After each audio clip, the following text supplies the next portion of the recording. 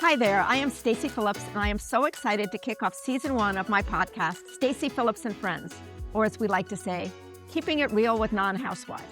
No slight to real housewives. We really love you. Everybody needs a housewife in their life. Each week, we will step into my wardrobe, literally one of my closets, where one of my nearest and dearest friends and confidants will fill this chair next to me as my co-host to chat a little bit about life and a lot about women empowering women. Together, we will have a gap session with just us gal pals, a deep dive for the dish, a convo among co-eds, and then our big feature presentation, the special guest interview, or what I call the SGI. But first, move over, Andy Cohen, with your mazel of the day, because at Stacy Phillips and Friends, we will bump it up a notch or 3 as we kibbitz, Kvetch, and Kvell, the best 5 minutes of commenting, complaining, and crowing. And because I am a divorce attorney, my producer, George, will drop in to spend a few minutes of each show talking about a high-profile relationship in the news. So welcome to Stacy Phillips and Friends. Let's keep it real. Hi again, I'm Stacy, and welcome to Stacy Phillips and Friends, or as we like to say, keeping it real with non-housewives. Again, no slight to housewives. My co-host today is my very dear friend, bestie, and sister, Monica Reed. Monica, say hi. Hi. Why are you looking taller than me in these seats? Because I'm sitting up. I am sitting up. Yes, if you put the two of us next to each other standing up, I come up to her shoulders. Pretty funny since my boyfriend's 6'4" and I'm only 5'2". And gorgeous. I love him. Brad says thank you. So Monica was born and raised in St. Louis from a family of professionals, teachers, nurses, and policemen. She could have gone in one of those noble professions, but then she moved to LA and studied at UCLA. And, well, she got an offer to sing on tour with the Allman Brothers, and the rest is history. She followed her heart to London. I guess the pub and the club circuit served as the perfect introduction to some of London's finest musicians, as she toured London with so many of the bands and solo singers, as we all know. I'll say a few, but actually these are not the ones that I really resonate with and know as much about her. That would include James Brown, Roger Daltrey, Level 42, Joe Cocker. Come on, Mon, add to the list. Go ahead. Sting. God, I can't even think now. This is like when people ask me what my Bad favorite Company. song. Yeah, I can't talk about this. We need my husband. He does good commercials. He actually performed on Sting's Mercury Falling album and conducted a 100-piece choir on Let Your Soul Be Your Pilot. For her talent, her spirit, and her positivity, true positivity, are an inspiration to all of us who know her and love her. I am so excited about our special guest, Katie Cazorla. Now, how about you? Yay. So are you ready to laugh? So here we are in my closet. So Fabulous closet. Background, back in the day, I had a group of besties, and when we wanted to talk about something really important that we didn't want anybody else to hear, because our husband types would be downstairs, we went into my closet and we really got down to business. And then periodically somebody would just like lift something out, a piece of jewelry, an article of clothing, and say, can I borrow this? Can I borrow this? And so the rest is history. So we thought this podcast would be quite at home in my newer closet in my home. So we're surrounded by beauty and my work. So with COVID, I left boxes in this room, but now it's boxes and boxes of shoes and dresses and Manolos, Jimmy Choo's, and Louboutins. And Jennifer Shamandi and Taryn Rose. Those are the two most important to me. I love clothes, but and Stacy kind of does this too. I can buy something that's designer and mix it with something that is not so much designer that I got online. I buy a lot of my stuff on Fashion File and the Real, which are resale shops that sell designer, authenticated designer clothes. And then just jazz it up. And the little flower. Yep. Like my flower is a homage to fashion icon Iris Papel. I've started wearing those since I saw pictures of her with the roses and everything. And it's just fun. Fashion's fun. Everybody don't take it so seriously. And, I don't like it when people are making fun of people especially women. Let's pick each other up, y'all. Come on. Come on. Up.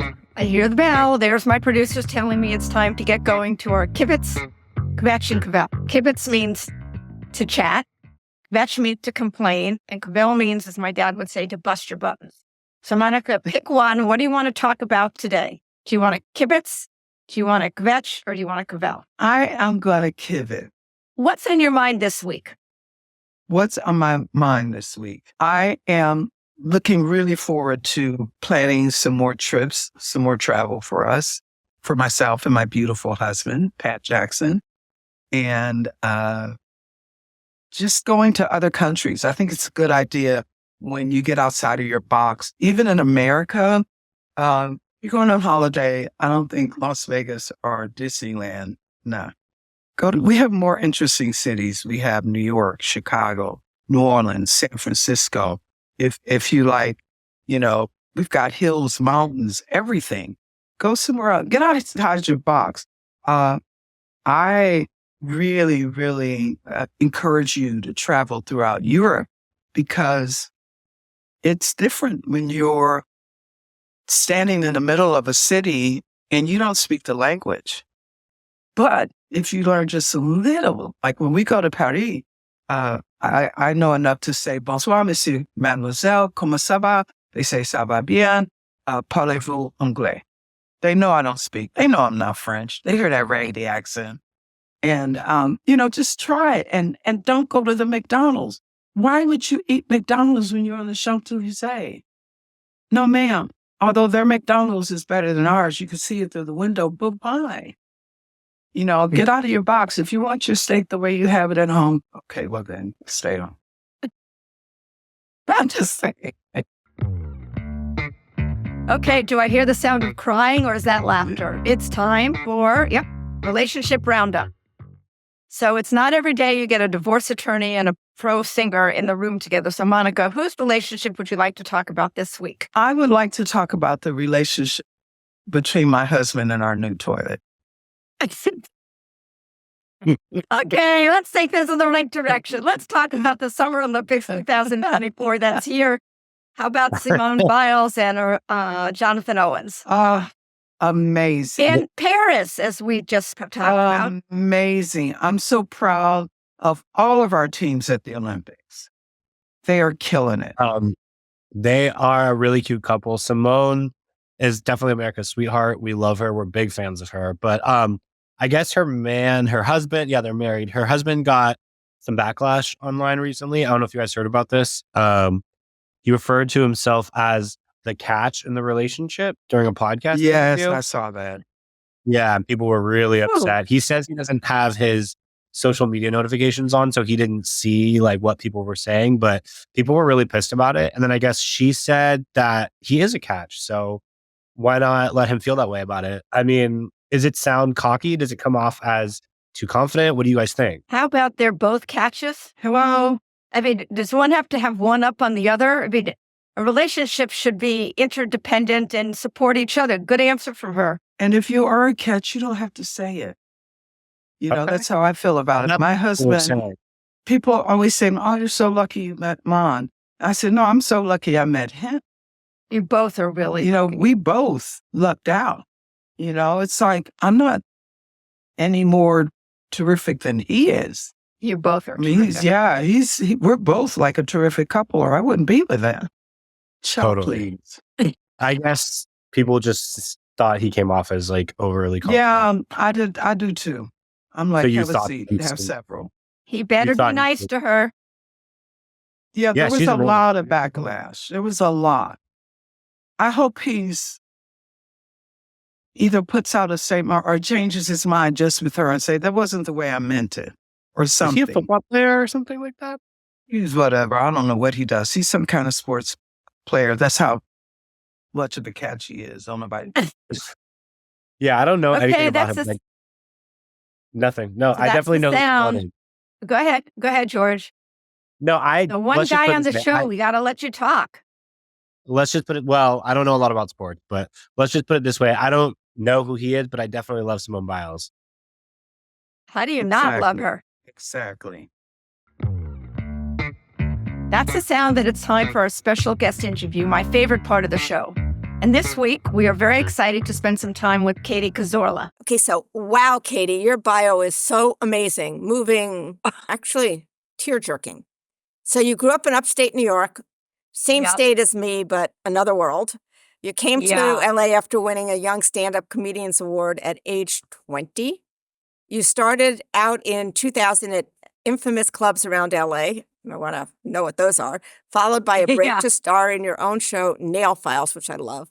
Nail Files broke ratings history on TV Guide Network, later got spots on Jimmy Kimmel Live, NBC, BET, Fox, and Hallmark, my fave. After starring in your show, Second Wives Club, you decided to go back to your love of writing and stand-up. Katie was a recurring co-host on Steve Harvey's daily talk show on ABC and her podcast, Katie's Tea House. I love that. Katie attribute your successes and motivation all the way back to living in your car in LA. Yes, I repeat, living in your car and never giving up. You once owned a tea house high society in the W Hotel across the street from where you apparently used to sleep in your car. You recently opened a hot new club, Kookaburra, on the 4th floor of the Ovation Hollywood complex. It's just very cool. I don't know too many people like you, so I want to get to know you better. So lots of stuff to dig into. Dang. So I want you to talk about your really difficult start and to end up where you are. I mean, it's really an incredibly inspiring story, but sadly all too common of a start. Well, the start is common. The success is not common. I always say, I want to hear. I always tell everyone, I feel like Homeless to Hollywood is like my story because I moved out here, lived in my car for 2 months and stayed with friends and, just met new people. And then I remember getting my first apartment and sleeping in like a proper bed. And I was like, oh my God, this is the best thing ever. I felt like I'd hit the lottery. And my girlfriend helped me build my bed. It was from IKEA. And I was like, I'm going to make it in this town. So and I still drive by that apartment. It was so cute. But it was a journey. It was definitely a journey to get to where I am now, What job did you get that enabled you to move out of your car into that cute apartment? So I got a job at Dimples, which was a karaoke bar in Burbank. I mean, I'm sure Funny, you guys Gimbals to know. me is a clothing store. It was one a block away from where I grew up. Yeah, Dimples was like a kind of notoriously known karaoke bar that was right there across from all the studios, Warner Brothers and all that in Burbank. And the owner gave me a shot and he was like, you can work here. I'll give you $50 cash. And I didn't have to fill out a resume, which was like the biggest thing holding me back from getting a job was because I didn't have a place to live. So do you remember old school resumes? You'd have to put your address in. And I couldn't get a job because I didn't have an apartment, but I couldn't get an apartment because I didn't have a job. So I was like, I don't know what I'm going to do here. And that was my first shot. And then I was able to generate, some money, say I have a job, and then get an apartment. And then what? And then, I started going on auditions. I would do a lot of open mics, like the Laugh Factory, the Comedy Store. And I ended up getting my own show at the Comedy Store in the Belly Room. And it was a karaoke comedy show. Yeah. So the comics would have to do their set and then afterwards sing, a crazy song. So everyone from Andrew Dice Clay to, all these up and comers at the time that are now famous, Sebastian Maniscalco, all these guys would get up there and do my little show. And then it just kind of took off from there. Wow. Mm-hmm. And what's going on with you today? So, I mean, it was kind of weird. I did comedy for so long. And then when I turned 30, I was like, I don't want to do comedy. I loved getting my nails done. It was like my sanity was when I was living in my car, I would paint my nails to make myself feel better. Girl. Yes. A good manicure can serve a lot, of things, right? Hair and nails. Yeah, hair and nails. So I would do my nails and it was like one of the things that would actually make me feel better. And I remember thinking why are the nail salons so junky in Los Angeles? Yeah, this is supposed to be like gorgeous land of dreams. And so I ended up going to nail school. I learned everything about nails, and I'm like, I'm going to open a nail bar where you can get like free cocktails and get your nails done. And Is I it found this still little open? location. Is it Yeah. still open? Oh, no. This Oh, was in 2008. oh, I remember because Obama, I think, had just won. And so I was like, this is great. Like, I got to do something. And so it's like, I went to nail school. I don't know why. And then I found this little location, and my husband and I at the time weren't married, but we were like, what can we call it? And we were watching The Painted Veil. And he was like, what about The Painted Nail? And so I'm like, what a great idea. So I mhm. opened this nail salon called The Painted Nail, and it was on Ventura Boulevard, right on the cusp of Sherman Oaks in Studio City. And it just became this like mecca for celebrities. You know, Ashley Tisdale and Vanessa Hudgens would come in. All these like young starlets, Bella Thorne and Terry Hatcher, and uh, it was crazy. And one night it was super studded in there. TMZ's outside, and there was a television producer in there named Sally Ann Salsano, and she had just got like she's hot. She just got done doing Jersey Shore, and she was like, "This should be a television show." So she took it, we pitched it out. It got picked up on the first go.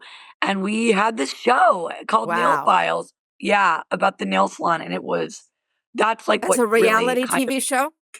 yeah, it was a full docu-series that followed my staff and I. And it's so funny because people are like, do you guys plan everything?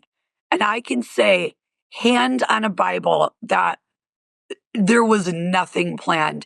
She would just let the cameras run for months at a time. It was bananas. And just wild things would happen, you know? Staff would get in fights. We'd have unruly customers. Whoa. We were throwing crazy parties. I mean, we had Kenny G play at a party in the parking lot. Oh my God. Can Like, you, that who is really Kenny G play in their parking lot of their nail salon, great. You know, that That's great. sounds, That right? is great. Only in I mean, LA. just even in nail shops, you see things that don't have the cocktails. You see crazy things, and I'm looking at getting my nails Yeah. done going, It's oh, true. I mean, think about it. A nail, your person who does your hair or nails is like a therapist if you think yeah, about it. yeah, everybody's When you're relaxed, right? listening. You're And you're spilling the beans. yeah, can you hurry up a little So bit? is it still But open? No, so I ended up moving the salon to the W Hotel in 2013. So I operated, I think it was like 8, 9, 10, 11, 12, 6 years in the Valley. And then when my lease is up, we were like, we're getting fancy. And so we moved to the W Hotel in Hollywood. We were there for 7 years, I think. And that's when I took over the next floor space because it just sat vacant. And we did this like really cool little cute high tea house. And then I sold it in December of 2019. Oh, wow. How crazy wow. is that? Because I was afraid And you were then, going to of say it was a course, casualty of COVID. Yeah. no, I sold it like 3 months before. And then all of a sudden COVID hit. And I was like, oh my God, this is a sign, you know? Yep. But And it's been fun. so Who's what are you been up to your now? inspiration? Like, do you have any women comics that you look to? Or I mean, one of my, of course, I love Joan Rivers. She's like one of my all-time favorites. Like, she is just, I mean, she's the queen. I'm a big Phyllis Diller fan. I just think, you know, You like blondes. I I really do. You know, I'm a big Sarah Silverman fan. I love Not a Margaret blonde. Cho. I think I just really like women that are unfiltered and not Right. afraid to say what they want to say. You know, I think if you grow up a certain way, if you're from a certain like race, if you're from a certain religious upbringing, you should be allowed to talk about that unfiltered. Mm. And, you know, I love when they say getting your panties in a bunch. Like when people are like, don't get your panties in a bunch. Like, just relax. It's comedy. It's observational. It should be fun and funny. And you shouldn't be so tight wadded and offended by everything. And I love that. I think that was really one of the inspirations for me opening up my own club. And I remember, in 1999, I had this like busted little Toyota Paseo, and I would drive it around. And at the time, the Laugh Factory didn't have the digital marquee. They had this like old school where you had to put the, the letters up. And I would drive by there and I was like, one day my name is going to be up there, like determined. And, then I went down and auditioned right like after the pandemic. I went back there because I was there before, and they gave me my own show. So that's when the whole thing kind of happened. And Wild Wednesdays happened. I had my women's show, the 10 at 10. So I was running 2 shows a week there. Wow. Are you Yeah. still doing that? Like Hacks or The Marvelous Miss Maisel. I mean, what do you think of them? I mean, I absolutely love Hacks. They say it's loosely based off of Joan Rivers, which, I've heard the stories. I cannot, say that's about her. I don't know, but I did go to the Hacks season, was it 2 or 3, whatever the new season that just came out, season 3, right? Anyways, I went to their party. It was pretty fabulous. It was at Chateau Marmont, and I went with a good friend of mine, Lisa Ann Walter, who is on Abbott Elementary, and she's a stand-up comic. And it was so, I mean, I was like trying not to fangirl, but it was like all the big, Jean Smart was there, and Wendy Liebman and Carol Leifer, and like all these like amazing writers of comedy, Seinfeld. And I'm like, oh my God, I can't believe I'm here right now. And it was pretty amazing. So yeah. And then I asked them to perform at my club, and they did. And it's like, it comes Wow. full circle. It's like, it's coming full circle. So Monica asked you about The Marvelous Mrs. Maisel.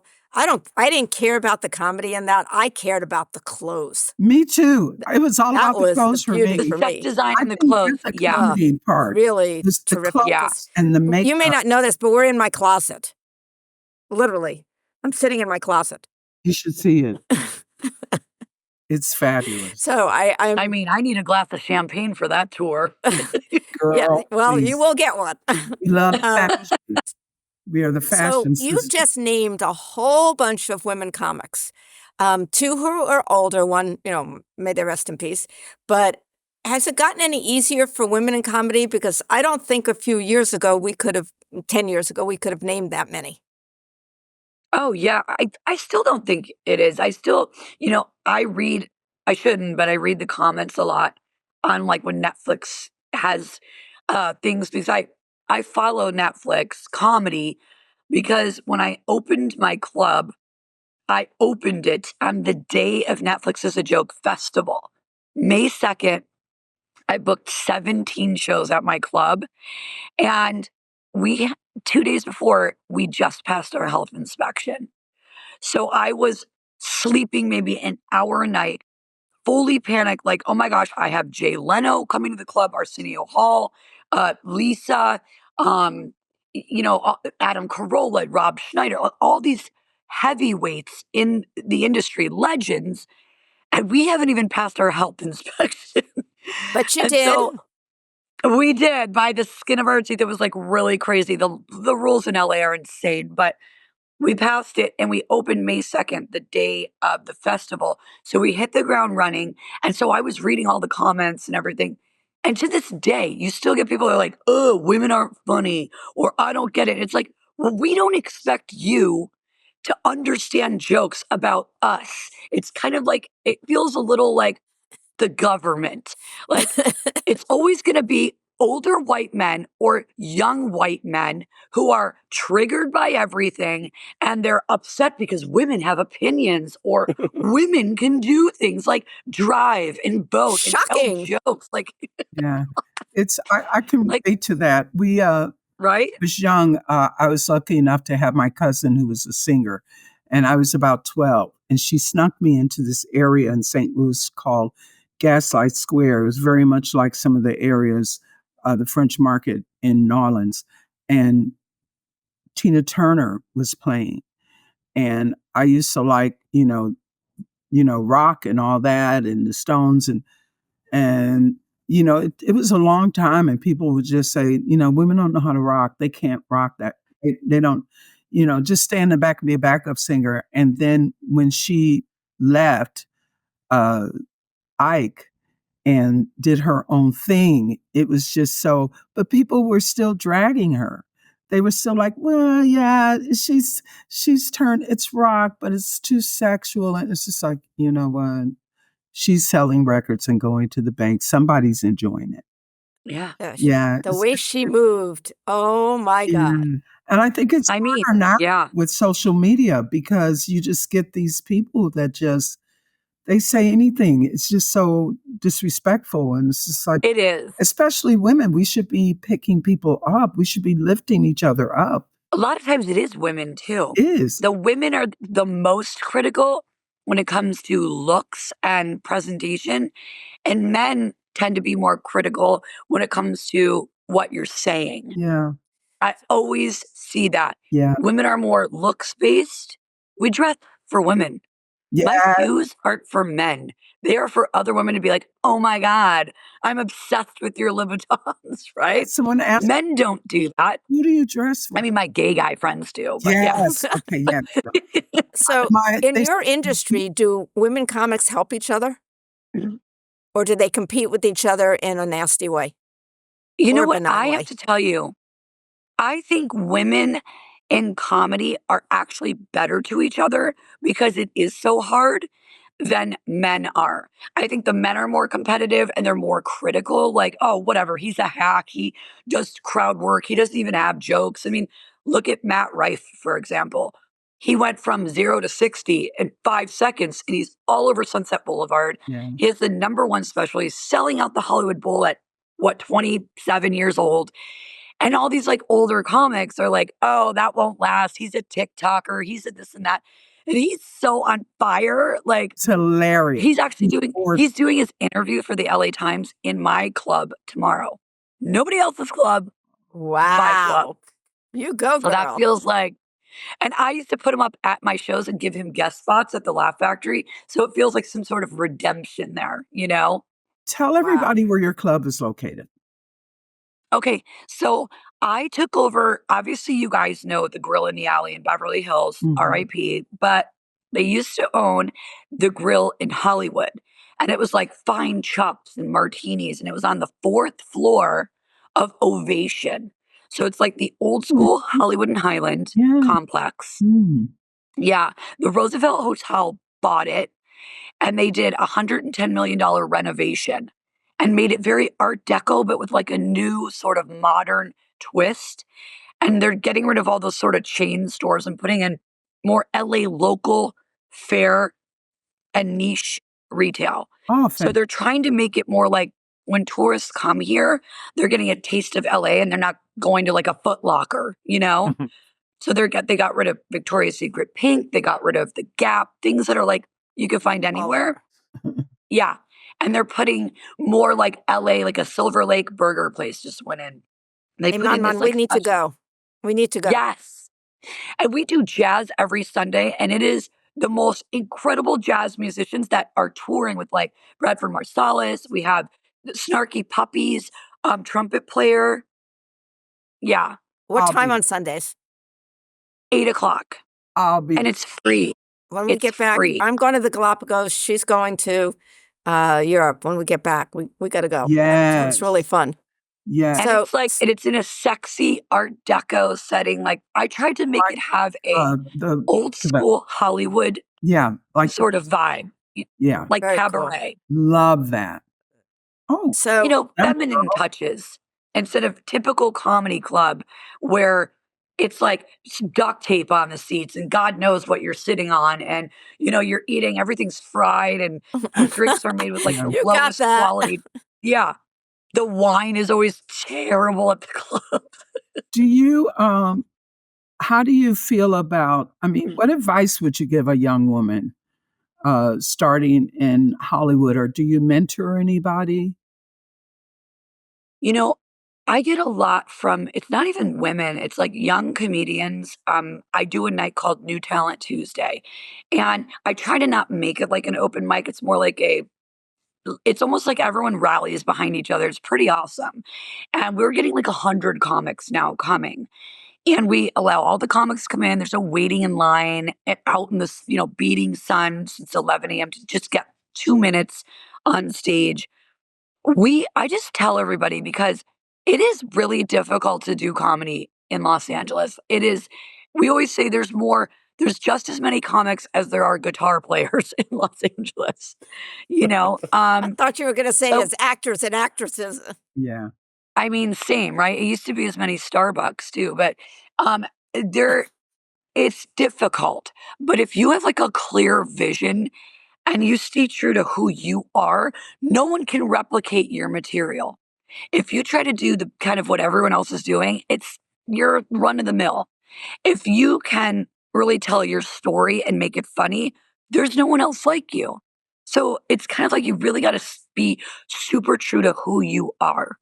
And I've never wavered from that. And I think that has helped me along the way, not just being a woman, but I try not to stay in that sort of hacky lane of like, I've got my period and here's a bunch of period jokes. Like, it's kind of like anybody can do that, or anybody can tell their jokes about living in LA. But if you talk about like your upbringing and your parents and your siblings and all of that, no one can do that but you.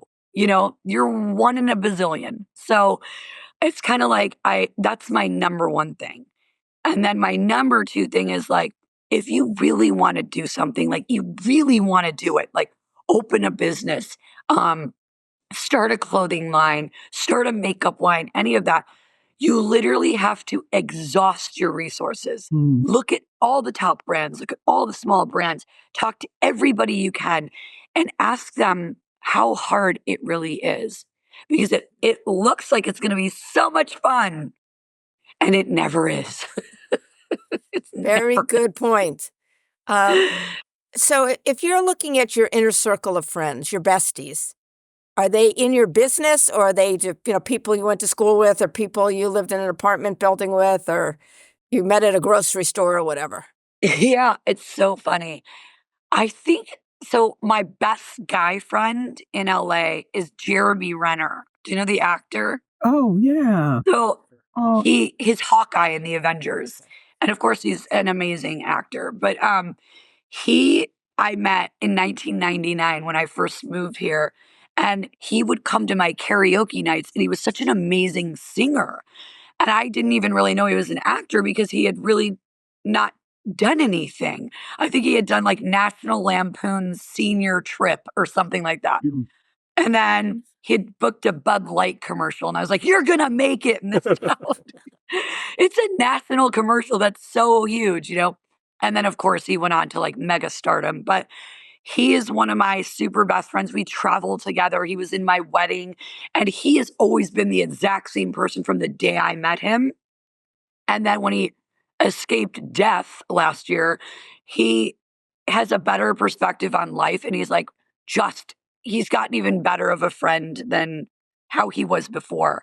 So he's one of my best friends. I bounce everything off him. He gives me jokes. He's great. So he's my longest friend here. And then my other longest friend, I would have to say we were like in our 20s. There was you couldn't take picture cell phones. I mean, I feel like it dates me and how old I am, but like, who cares? That's, that was part of the allure, is that you couldn't film everything. There was no selfies. You just had to make human connections, You had to face with people.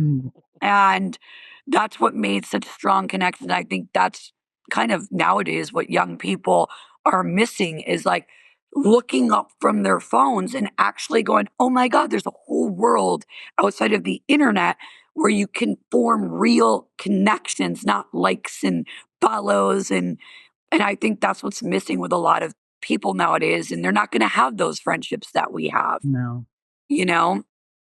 So if I could give any advice, it's look up. Just walk around. Put your phone in your pocket. Look up. Be kind. So right? if you were not being an entrepreneur in the comedy space or the nail space, what do you think you would be doing in your career? Ooh, you know what? It's so funny. I think I would probably be a designer, mainly because I've designed every one of our businesses, that I've owned, from all the nail salons to the tea You house mean the to interior space? yeah, I would definitely be an interior designer. I mean, I just either that or something to do with like real estate. And I'm like obsessive. Every house I've ever lived in, I've found in 2 seconds. I find my friends' homes. Uh, it's so funny. I always get the friend commission from all my friends who are real estate agents. And I send them all my friends. And I don't know, I just can find things really fast. I'm really, really fast at finding exactly what people want. I'm like a good sourcer, I guess you could say. Mhm. So if you need anything, I can find it. Yeah. And I can find it for less than anyone can Yeah, I'm like pay. that too. So it took me 11 years to Right? find my boyfriend. I should have asked you to find me a Oh, boyfriend. you should. Oh my God, I'm good at that too. She has the king. Let's not start talking about him because that's He's I great. love. 11 years. Hey, it's, you know what? Good things are worth the wait, right? Yep. I Can tease him you that tell me I'm what Jewish, it's he's like? Catholic. I live here in Beverly Hills. He lives in San Juan Capistrano. I said, you're what I was looking for in a different package. And he's 6'4" and I'm 5'2". Girl, Oh my gorgeous. God. You see this picture I took of them. It is. That's my favorite picture. That is my guy. I want to hear about what you think about the grind of, that is show business. I have my own Right. stories. What do you think? What do you feel about it? I mean, it never ends. So, it's like if you stop for a moment and think you're coasting, then someone else is going to stomp right on you and move right up. Mm. So I feel like that's the one thing. It's like they say the hustle never ends. It really doesn't. It can be really difficult, I think, when you are exhausted and tired. Like I find it's harder the older I get. I mean, I'll be 47 in September. Oh my God, I can't even believe I'm saying September that. what? Like 14th. Okay, I'm the 5th. You're another Virgo. I'm the 20th. Oh, see. But I'm I mean, 70, so you're 12 to me. wait, what? Yes, girl. Wait, 70? I had my party at Stacy's. Oh my God. was You great. look amazing. And she's this great. is where I get dragged on social media. People say, once you pass 50, you should reconsider wearing pink. I'm wearing pink and I'm going to be 66. I'm like, Okay, there's no rules to 70 is fashion. way down at the beach waving at me, and I wear what I want. Yeah, you can wear whatever you want. There's no rules. If I White after Labor Day, I wear a Yeah, mini you grew up skirt. in New York. We had those rules. yeah, Yeah, it's true. are ruder because of social media. They think it because they can drag you on social media. Yeah. I think they have the right to say anything to you, and you don't. Not Yeah, I mean, me and all my gay friends and girlfriends. I like that saying, hurt people hurt people, That's right. because when you're doing well and you're in a good mind space and you're so focused on what you're doing, you don't have the time to be, can I swear? Go ahead. You don't have time to be an asshole. And I think that is the number one thing. I don't have time to leave rude comments because I don't care to, number one. That's not even in my DNA to be like that. And it, I'm in my own lane. I'm doing my own thing and I'm just loving it. And so when people take the time out to leave rude messages, that's on them. That's their problem. They have to live with that. I can't imagine waking up and be like, today I'm going to go on Instagram and I'm going to write the meanest things about people. Like, did you have people I tell feel bad for you you. when they found out what you wanted to do? Did they encourage you, or did they say, yeah, I don't know about that as a woman? I don't know. Everyone said, don't do it. Everybody. Everyone said, don't do it. Every single person's like, you're crazy. Why would you want to do that? There's already enough clubs. There's this. I'm like, but they're all the same. I know they're legendary clubs. Mm. But the thing is they're legendary but they're still the same. I don't think it's fair to pay a comic $30 for a set when people are coming there and spending $30 a ticket times, All the booze. 100 tickets. Yeah. And all the booze. Yeah. And then the food and the drink. It's just, I felt like it was time for me. I graduated from the Laugh Factory. I was thankful for the platform, but it was time for me to say adios and just do what I wanted to do. Yeah. I had a You friend. go, girl. Thank you. I had a friend, we did a tribute to her this weekend. Her name is Peggy Blue. She was an amazing Broadway actress, TV. She was a vocal coach on American Idol. And my first tour, I was 19. And I was scared. I was afraid, I was going on a worldwide tour. And I said, Peggy, how do you do this? Because she had done the whiz and everything. And she said, you can do it. You're a good singer. That's all you need. And make sure that you supply yourself with all you need. Depend on yourself. Depend on you. And then you don't have to worry about it. And the rest is history. At our tribute, I sang, God bless the child who's got his own.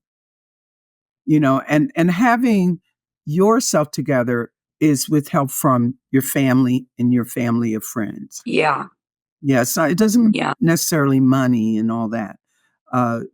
It's for me, it's part of the support that I get from Stacy, and Stacy is like a sister to me, better than some of my sisters. But no, we have our birth family and we have our chosen family. I was just going to say that is so true. Yes. Yep. So, true. Katie, you've got a divorce attorney here and a professional singer. An odd combo, but not because singing is my happy place. Concerts are my happy place. I adore Mon, in case you can't figure that out. Are there any questions you'd like to ask of us? We are older than you. Actually. Yeah. I was wondering, how did you guys actually meet? Because there's got to be a good story there. Okay, I'll tell it. Monica had retired from, for the most part, from singing abroad, touring, and needed something to occupy her time. So she was needed something to pay my insurance, because as you know, if you're not touring and making a certain money, SAG does not cover you. Yeah, so she was working at the Chanel makeup desk at Neiman's, and I started to talk to her.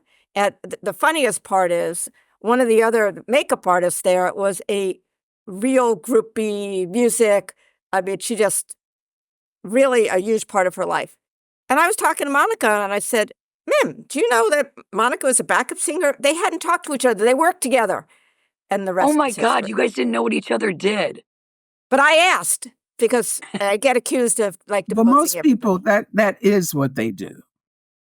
But when I was there, I felt like I'm working for Neiman's. That's what I'm doing right now. I don't need to tell everybody all the other stuff. Oh, yeah. I was so fascinated by it and so in love with it. And she's so cool. And we've been besties ever since. Yeah. And how many years ago? And everything. 2012, 2013. Yeah, something like that. Yeah, because it was shortly after I got cancer. But it was before, honey. It was a few years before. No, because I didn't work after I got cancer. Right. It was before you had cancer. And your mom was alive. I had cancer, yeah. But I don't tell people because to me, it's like, so what? But Stacy is so into music and we started going to concerts together. Oh, wow. Sometimes I won't go unless I know somebody who can get passes. I'm spoiled. Or I just get the tickets. But the amazing part is, wherever we go to a concert and she starts singing, everybody around us is like, who are you? I don't even realize I'm singing. It's so beautiful. It's in your DNA. I bicycle from where we live now by Runyon Canyon to Cedars-Sinai once a month to get my treatment. And I'm singing on the bicycle, and people roll down their window like, gosh, is that you? And I'm like, yeah. And I'm like, oh, sorry. I didn't even realize it. I don't know. Weird. So our history is she got married at my house. It's one Oh of my my greatest gosh. Which joys. she arranged in 6 days. Yep, that Her was and my really cool. husband, I was like, 6 days? Just say you can do it. Pat's Oh my already said gosh. you can do it. I'm And then like, she just had her That's a 70th birthday lot. here. fabulous. It was fabulous. She has great friends. We have great friends. We have great friends. We have crossover friends. Yeah. We go to concerts together, celebrate all important occasions. Yes. We're very lucky. Yeah, you guys are very lucky. That's, Yeah. I mean, especially where She we was live. so too. there for me when I had cancer. It was like, it was a really difficult time. And she is one of my friends, my family of friends she was there for me. Oh, Gotta be. see. And by the way, now that since you're a really smart woman, and I really love smart women, look at your calendar for you and your husband for October 5th, and then look at your Okay. calendar for December 4th. You'll get invitations. And Oh my. I'm known for Wow. entertaining, come. so you're going to want to be there. And by the way, I appreciate that. Walter will be so thrilled to meet you guys. He obviously being in music, but he is turning 67 February 10th. Another. He was He's a born in year older than I am. 1958. Yeah. Oh, And we've been together. We'll be celebrating 20 years together. You look go, at Pat in the girl. background. Can you believe that in LA? That's pretty astonishing. That's I mean, fabulous. that is, he was my age when I met him. I was 26, he was 46. And I remember thinking, oh my God, he's so old. How did you meet him? And now I'm his age. How did you meet him? I met him because he was a part owner of a club called Moomba on Robertson in Beverly Hills, I think West Hollywood. And I was the karaoke host at the club at the time. I hosted a lot of karaoke. I love singing Love and all that. karaoke. Love karaoke. You'd be surprised. I have a really scratchy voice, but I can really rock out like Stevie Nicks, Janis Yeah. Joplin. Like I got that down. That would work. I love And so- karaoke, but I won't sing at it. It's always the best singers that won't sing at karaoke. I feel weird because I'm like, you get up and blow them away, and it's like, let these people have fun. I have fun at karaoke. I don't need to get up. I feel like I'm so. It's always, you know what? It's whenever really good singers are like, I don't really want to. I'm like, just get up and do one song. And when they do and they blow the audience away, I'm like, that's my friend. I don't think it's not fair. So you met him at the club? Oh, yeah. So anyway, I was hosting karaoke at Moomba. It was like a crazy celebrity sort of night with like Alexis Arquette co-hosted with me. And then Paris Hilton would come in, Jamie Foxx, like all these like huge celebs. And Darren Hayes from Savage Garden, the band, was there. And my husband was producing them at the time. And he was having his birthday party because my husband lived in San Francisco. He didn't live in LA. He was having his birthday party up at the rooftop of the W Hotel in San Francisco. And I was crazy and having all this fun. And he tells Walter, whoever your karaoke host is, she's trouble. She should come up and do my birthday party. So I get this call from this guy, Walter A. And I was like, this better not be some weirdo Phil Spector thing. And it was some old producers trying to fly me up there. Like, you might find my body somewhere in the National Landfill Forest or whatever. Careful. He flew me up on a private plane. Put me up while I was up there. I did this party. It was so fun. I met Walter. We hit it off. And unfortunately, he was engaged to somebody else. So we just kind of became friends. And then I was like, I don't see that marriage lasting. It didn't. It lasted like 2 years. And she was like one of those like crazy women who needed 400 Birkin bags and, didn't work. Oh, and, Lord. The typical LA woman. And so he, just ran him through the whatever. And then they got divorced, and I met him, we kind of met again. We had our first date at Dantana's, and then we've been together ever since. Yeah. Love Dantana's. I love Dantana. It's our first date place. So 20 years in February 5th, it'll be 20 years. Congratulations. I know. As a Crazy, divorce right? lawyer, I know what I'm talking about. So congratulations. He's been divorced 3 times. Where were you?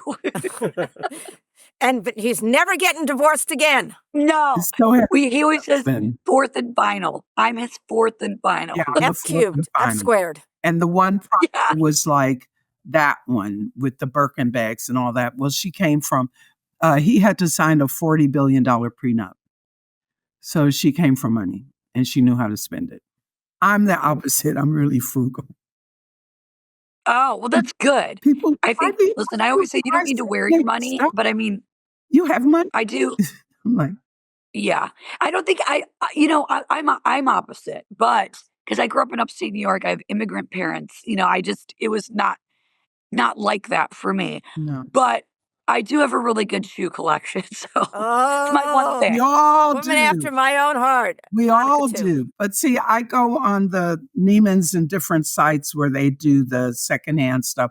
I'm frugal. I come from a poor to working class family. I was cleaning hotels when I was 13. So Oh, wow. even when I was on tour, I would not spend $5,000 on a boot. Not doing it. I mean, That's- don't look at my shoe closet. It's scary. Oh no, mine. Hers are too. Manolos. Don't get it wrong. Yeah. Oh, Mine is, I'm a Louboutin girl, and I'm a size 6.